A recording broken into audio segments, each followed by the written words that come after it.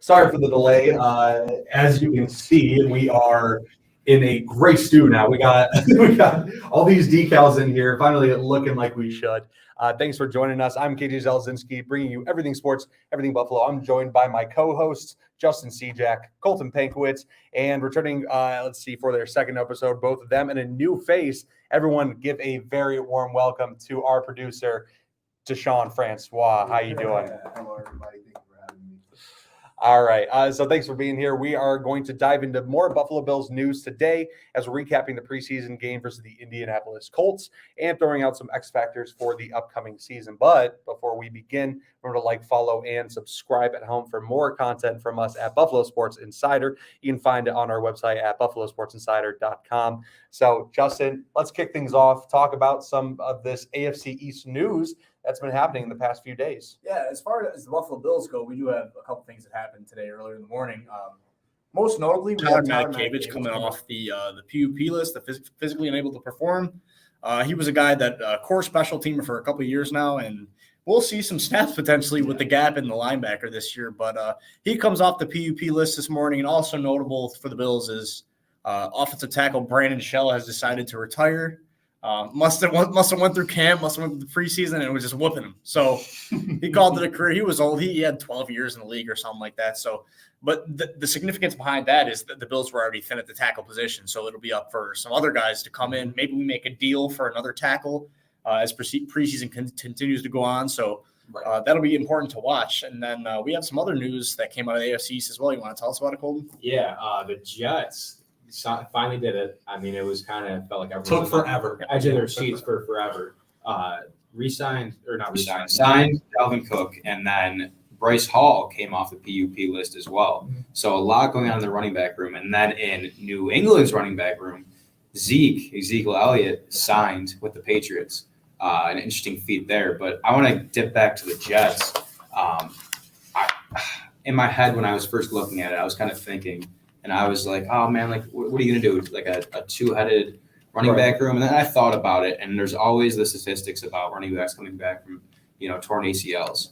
And signing Dalvin Cook, I think he's having a kid the next couple of days, so he's not going to get there immediately. But you get to take a load off of someone who's coming into their second year and still learning.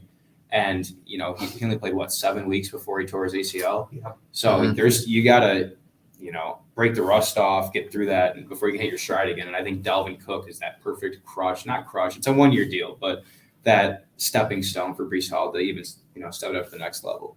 Exactly. Really interesting to see how it's going to shape up for the AFC East too. Now, I think, again, bringing these guys on adds a little bit of a threat. I mean, sure, they didn't have, aside from the Jets with Breece Hall being a fantastic running back, but I mean, even Ramondre Stevenson over in New England wasn't great. So bringing in Ezekiel Elliott might add some competition. Let me ask you this. If you're Breece Hall or Ramondre Stevenson, two young running backs, do you feel some type of way that they brought Most definitely, because I would say that Breece Hall had the chance of being Offensive Rookie of the Year before he even got hurt. Yeah. So the fact that the Jets were able to have a potential Offensive Rookie of the Year and they won Defensive Rookie of the Year at the same time, I feel like Breece Hall should definitely have a little bit of a grit on his shoulder right now because he knows that he would have had that title and that would have boosted him going into the next season. So Dalvin Cook should definitely look out for Breece. Well, I think the crazy part is that Breece Hall, might have won Offensive Rookie of the Year, but Garrett Wilson.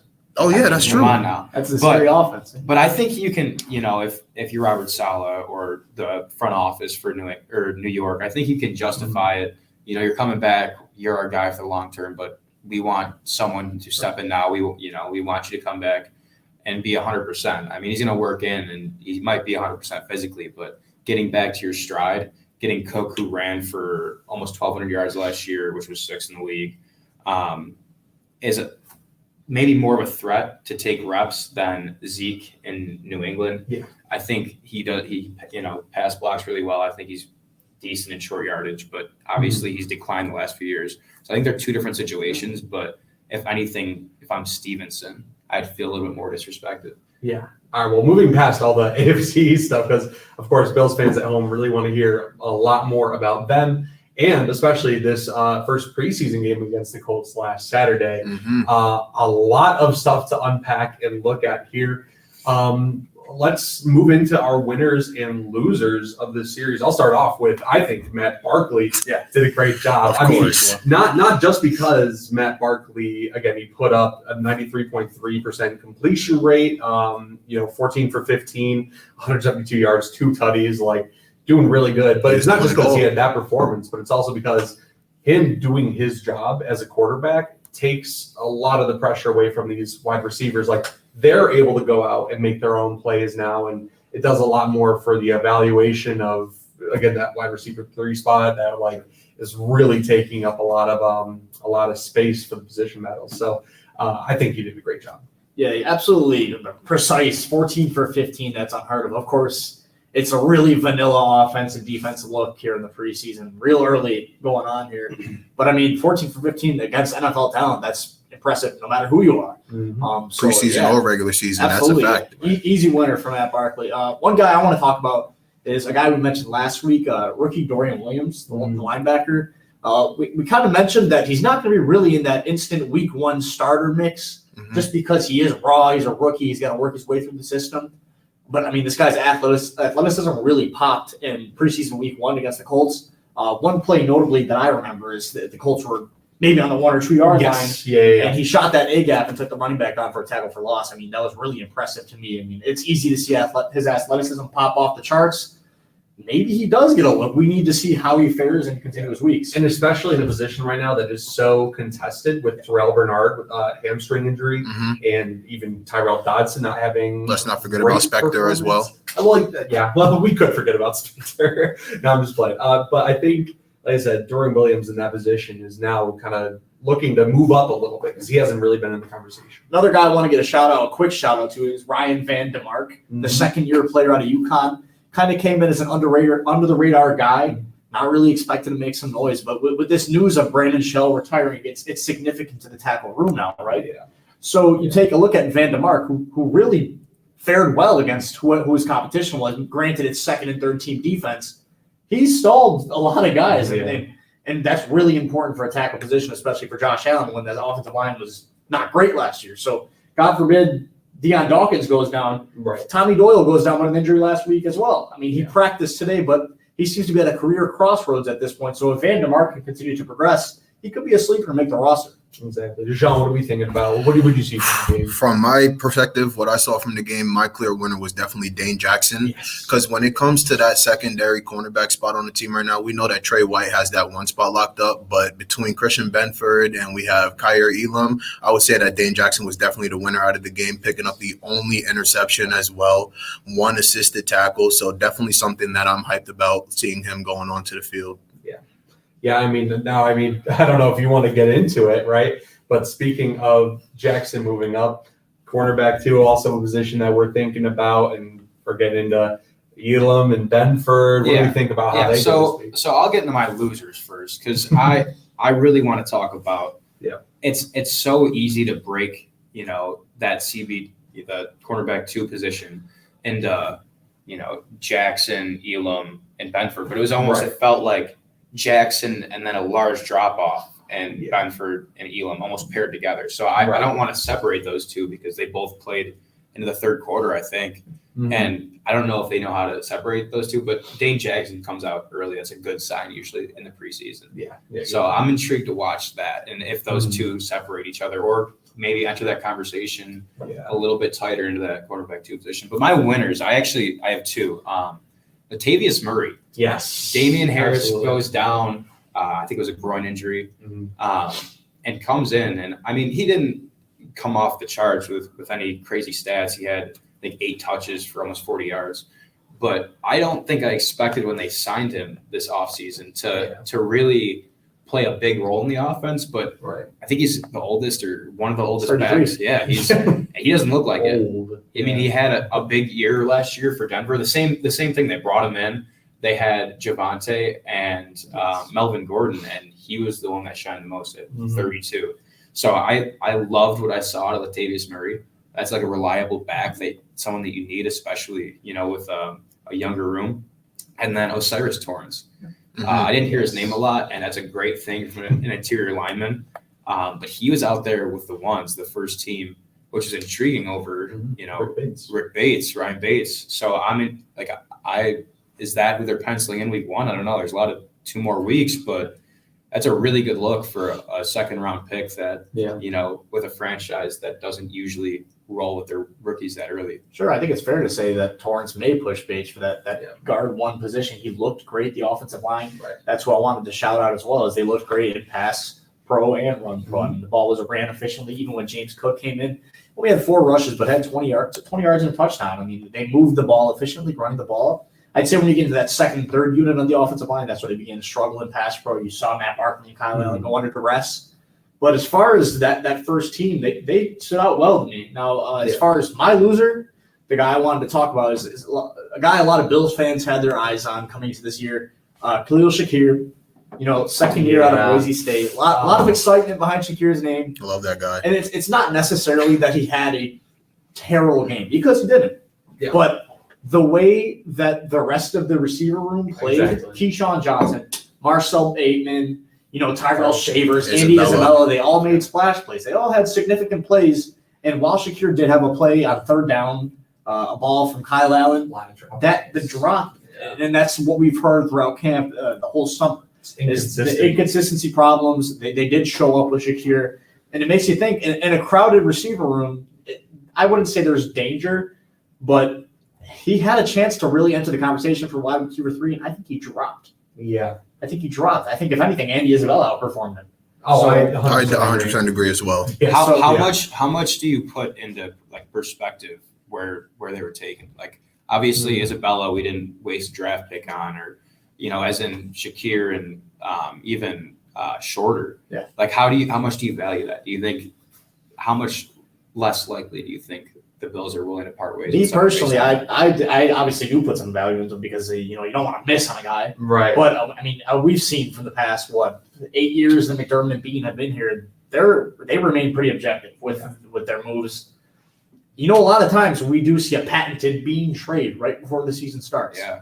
So maybe a trade candidate. I don't know. I wouldn't be too comfortable to say. Think we find another Diggs? Yeah, I mean, is that what happens? I think there's a couple weeks before you really break that down. I just think it's not a great look to come out in week 1 and you have so much to prove as a slot receiver, and that's something Cole Beasley offered, was consistency. Mm-hmm. And if you're unable to stay consistent, then I don't even think it's like a wide receiver thing. Like, how much does Kincaid actually start to bite into that big slot role? Someone who's that's actually one thing that I wanted to talk about. I wanted to see if we're actually going to be like seeing a Bills 2 tight end set if they get Dalton Kincaid and Dawson Knox on the field at the same time, because Kincaid is a great blocker, and I think we saw a lot of that. I saw a lot of that from where I saw him on the line at the end. Towards the end of the game, he definitely was showing where he can make blocks that Dawson Knox most likely was not able to do last season, because he's more of a receiving tight end in my position.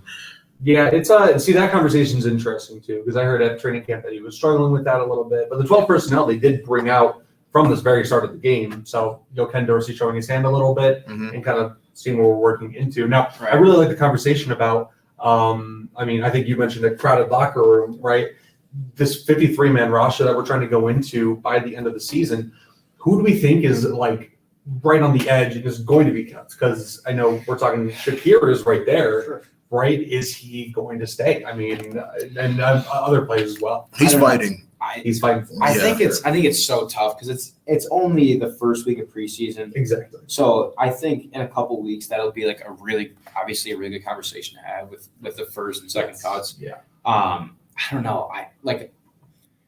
I would like to say a player like Tommy Doyle before Shaw retired. I don't like someone who can't stay healthy and hasn't been able to prove themselves would be out more on the outside looking in. Mm-hmm. But you have to look by group more than a player specifically, like wide receiver. Obviously, there's a good player there that's going to get cut. I mean, it might still be. It's probably Isabella still on the outside looking in. Mm-hmm. Yes. Despite maybe a couple more weeks of him stringing together good performances, and there's someone you didn't think you'd see there on the outside looking in. When you take a look at that receiver room, how many guys are they going to activate on game day? 6, maybe 7. Yeah. Which makes you think, how many did they keep on the roster? Period. 8. Right.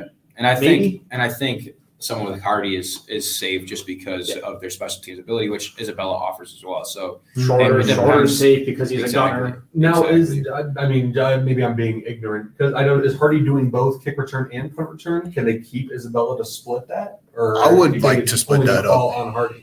I think I would split that up because if you're able to Mhm. do like having more people on the team and they're able to be like that utility guy that you don't have at the spot in slot, I Yeah. feel like having Deontay Hardy and Isabella at the same time would be a very useful Yeah. factor. No, I see. I was about I to say. I think- see you. I think going back I there. think it's tough to What do you argue that think? just because the Bills they love their special teamers. Yeah. But Naeem Hines. you already have Manikevich, you have Yes. Seren Neal, who's kept a roster spot because he's if not the best gunner in the league. Yeah.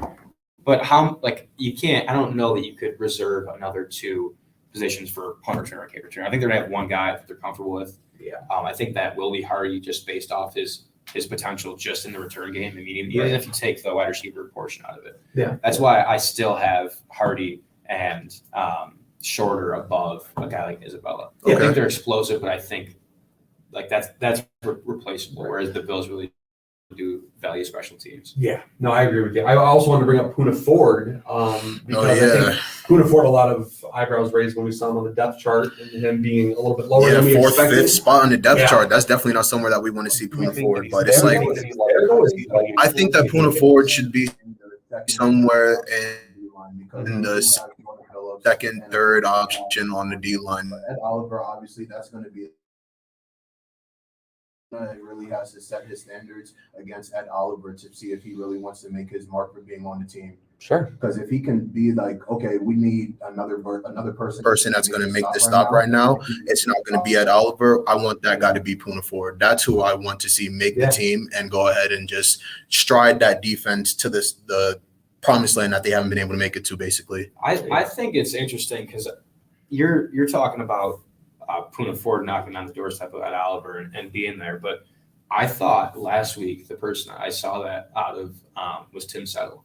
I thought he played really good, and I think it goes just beyond like an individual performance, but one of Boogie's sacks Came off. it was a Settle handoff pressure. exactly. Yeah. And if you're a player that interior, that's huge to be able to eat up blocks and actually create pressures that right into the arms of a defensive end. You can't ask for anything more than that. I think Tim Settle had a big jump on the depth chart. Like that's a name that I don't think he'll be on the outside looking in per se, but definitely might have a role more than he did last year. He didn't look like a guy that the Bills were excited to bring on the team, but this year, at least out of week 1, and It's a crowded room. It's a crowded defensive Exactly. tackle. It's so tough. There's so many in there. Of course, Oliver and Jones, they're solidified first team, no matter what. Jordan Phillips, a guy who hasn't been able to stay healthy, but when he is active, he's monster. He's Yeah. absolutely disruptive, and I mean, his sheer size is enough to hold the line as well. Yeah. But yeah, Tim Settle, a consecutive back-to-back plays, the sack and the pressure as well, leading to that Boogie Basham sack. It'll be fun to watch that position. A guy I want to shine light on for that kind of bubble player in the last 53-man roster prediction. I know it's early, but Richard Gurridge, the rookie tackle out of Florida, another guy that third team. So take it with granted. He's not going against he's not going against top tier pass rushers. Right. But for again the tackle position, that there's not much competition right now. So I'd say it's wide open. Outside of Spencer Brown and Deion Dawkins, those guys are penciled in right now. But Richard Gurridge out of Florida, Osiris Torrance, his old teammate, Showed well in this time there. Just like Van DeMark, he held his own against the pass rush. So those are 2 guys I'll have an eye on this week against Pittsburgh. So that'll be fun to watch. Yeah. Now I did want to move into kind of what we're thinking larger for this upcoming season. And you won't see. I mean, maybe you will. I'll say maybe you will. You won't see these guys in the few weeks that we have for preseason. But what are like the X factors that we're looking to for the upcoming season? I mean, whether that's offensive, defensive, anything special teams wise. Like, what are we thinking? I like Greg Rousseau. I like Greg Rousseau a lot. I love Groot. He showed well early on, and it's funny because when he gets drafted in 2021 alongside Boogie Basham, a lot of the conversation was that Boogie Basham was the pro-ready player and that Groot was the developmental guy. However, he stepped in and almost played a pivotal role immediately. I know his rookie year, he had that interception against Patrick Mahomes. I mean, his sheer length is enough to impact the game by itself.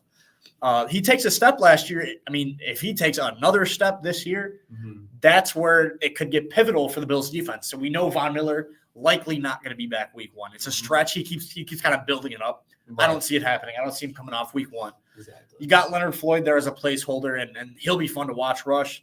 But if Greg Rousseau can take another step Mhm. and maybe get to a 10 or 11 sacks, wow, that defensive line takes a massive jump.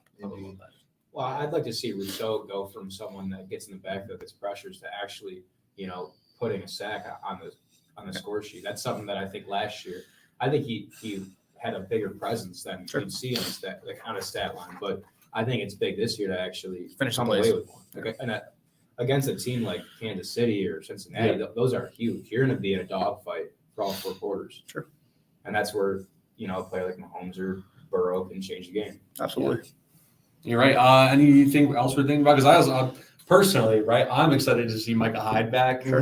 And I think that him and Poyer probably, I mean, you can argue, but I think he's one of the best tandems that I've ever seen. I think Definitely the Bills' best tandem of all time. Bill's best tandem. Yeah, let's say that much. Let's say that much. So him and When's the Poyer, last time we've seen that tandem play? Thanksgiving 2021 was, well, at least that's when we had Poyer, Hyde, White all together. Wow. That's bizarre. It's crazy. Like just seeing those guys play, it's electric. So having Hyde back, I think, brings that veterancy to the locker room, which is great. Not to say that he wasn't there last season, but again, to be on the field. I know he was talking to, might have been Bulldog.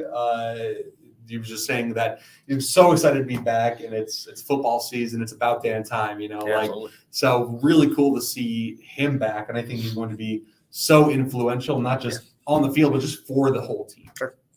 I think for my X Factor player, I want to see Stephon Diggs do a lot more than what he did last season. Because although he did have close to 1,500 receiving yards with about 1,429, I believe, Right. he only had 11 touchdowns on the season. Okay. And we know that with the type of offense that he wants the Bills to run, we need to see him with more touchdowns because that means that he's getting more targets and more looks. So that's the X Factor guy that I want to see. We don't want none of the stuff where anything in the locker room is affecting his gameplay. Yeah. We don't want none of the stuff where any of the fans are talking about Stephon Diggs as a diva. I just want to see Stephon Diggs go on the field and hoop. That is what I want to see. Now, do you think that's because of Ken Dorsey's play calling? Like that's something that needs to change, for him to be an X factor?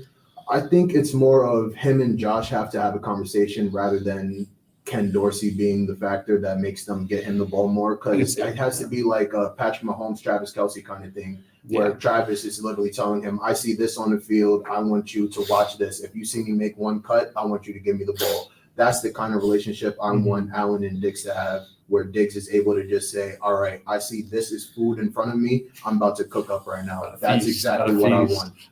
I understand. My thing on that is that I think Gabe Davis, it came out recently that he was battling an ankle injury all year. Yeah. And I think that made teams respect him a little bit less. And besides the Steelers game where he torched the secondary for Levi Wallace. Exactly. Gabe Davis legacy game. Exactly. Besides so, the kids. So I think for Stephon Diggs to take another step forward, I think they need someone in the slot. Maybe it's Kincaid, or if Shakir can step up to kind of make defenses not sit on their heels and wait for Diggs to cut across the field. Or so basically, they need a decoy guy is what they need. Well, I think you gotta kind of, if you want touchdowns, you got to have some kind of target share across the board, not just the Diggs. You have to have a safety blanket like Cole Beasley. Cole Beasley makes Stephon Diggs a better player. It kind of it pours into other cups too. So I think it's on wide receiver 2, 3, slot receiver, tight ends to kind of open up the field for a player like Stephon Diggs to be one-on-one, not double covered or running into a zone that they're looking for. But I was going to say, while we're at it, throw on your X Factor. X Factor. You brought up Micah Hyde. I'm going to bring up Davis White. Yes, thank you. Thank you. How big is a superstar corner in this league? Let me show you. I have it right here. Okay. The wide receivers that Trey is going against, and I'm going to put them in order. Oh, please. Week 1, Week 1, Garrett Wilson. Following that, Devontae Adams, Terry McLaurin, Tyreek or Waddle, Calvin Ridley, who I think is going to have a huge year. Yes. The Giants. Okay, there's your little Isaiah Hodgins. yeah, bring him back. Darren Waller. The Pats and Juju. So he goes on a couple of weeks there where it lightens up, and then it's Evans and Godwin, Jamar Chase, Judy, who is one of the best route runners in the league. Mhm. Garrett Wilson once again, AJ Brown and Devontae Smith. They go on a bye, come back and play the Chiefs, which is always just hell for them defensively. And then CeeDee Lamb, Keenan Allen, Mike Williams, and Johnson, and then once again Tyreek Waddle. Think about those receivers and how important it's going to be for him to return to pre-ACL. I mean, he didn't come back to December last year. And even then, when he did come it was- back, it wasn't right. like came back and everything changed. It was Right. still a slow, very development. Right. He's at a great camp, but he has to be. You have great players, but Yes. you have guys, and he needs to be a guy and Dog. be a guy you could put on an island and not Yeah. close your eyes and not worry about it. There's a reason cornerbacks are among the highest paid positions in the NFL. The way that the NFL treads now is that passing league. Yeah. So the only way to combat it is if the team has an elite wide receiver, you're going to need an elite DB. And Trey White has been that since 2017, but we need him to come back healthy 100% because this really is a gauntlet of a schedule. Right. Very true. And again, very excited, not only because of this conversation. Like, let's remember, we're talking about all this stuff with 53-man roster and winners and losers. Like, it's just preseason week 1. We got more preseason action happening this Saturday versus the Steelers, an away game. So I'm really interested about that, too, to see how our other players will deal outside of Buffalo. Sure. Not that these newcomers have played in Buffalo before, but very excited for that. But unfortunately, that's the conversation is going to have to wait till next week because we're out of time here at the studio. So, oh well. But we'll be live again next week, Tuesday at 2 p.m. For now, 2 p.m., maybe 2:30 or 2:35, whatever we decide. But until then, remember to like, subscribe, follow everything Buffalo Sports Insider. Spread the word about us. You can find us on our website at buffalosportsinsider.com. For now, this has been KJ, Justin, Deshaun, Colton, bringing you everything sports, everything Buffalo. Thanks for joining us. Be safe. Have a great week. Be good to each other. Take care. The roll off is crazy.